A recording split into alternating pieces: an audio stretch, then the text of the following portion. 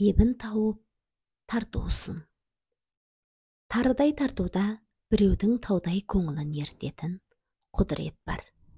Ендеше, тірлікте ұролы ерек бұл сыйдың орнын қалай өгейстерге. Тарту таралғы беру дегенді ауызға алсақ, елдің есіне бара келер хақ. Іс жүзінде жай адамдардың біреуге тарту сыйлауы, қоғамдық қатынастағы қалыпты құбылыстардың бірі. Дегенмен, кейбір серіктестер мен адамдар тарту беруге әсте болмайды деген қатаң белгілеме шығарып отырады.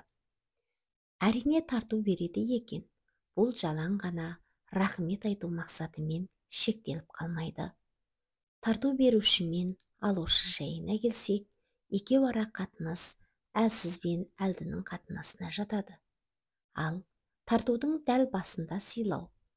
Мына заманда кімге болса да игеру қиын соғып отырған тактика. Біреулер рахмет айтудың таптырмайтын тәсілі. Қонағасы беру дейді. Кеште сені қонақ қылайын деген едім. Жарай ма деп, жай ғана ұсыныс қою кімге болса да жаға кетеді. Ал тарту біреудің ебі бұндай оңай келе кетпейді. Мен сенің тартуыңды шынында қабылдай алмаймын. Олайша тарту қабылдаудан бас тартатын адамдар әдетте көп ұшырайды. Дәл осылай деп батыл айтатын адамдар көбінесе айрықша байлағыш. Өзара қарым қатынаста адамдарды күшті әлсіз деп жікке айырмайтын қайраткерлер солайда орнын тауып, немесе көңіл жақындығын ескеріп тартуды алатындар да жоқ емес.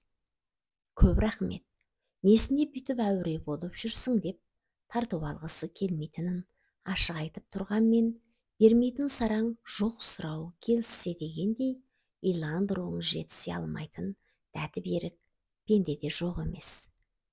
Ішіп жегеннен із қалама, әне-міне дегенше үміт болады. Ал берген тартуды бедерлі белгі болып сақталады. Әуелі қарсы жақтың көңіліндегі орныңды бекемдей түседі. Бірақ тарту бергенде барынша еркін, табиғи болу керек. Әсте қарсы жаққа белгілі мақсатпен тарту әкеліп тұрғандай нашар ықпал қалдырмау қажет. Өйткенде алғыс айтам деп жүріп, елдің назарында елеусіз күйге, тіпті ескерусіз халге түсіп қалуың әбден мүмкін. Анық орынсыз шабылған деген міне осы. Қадірменді тыңдармандар, бүгінгі ебін тауып тартусын атты әңгімеміз осымен аяқталды.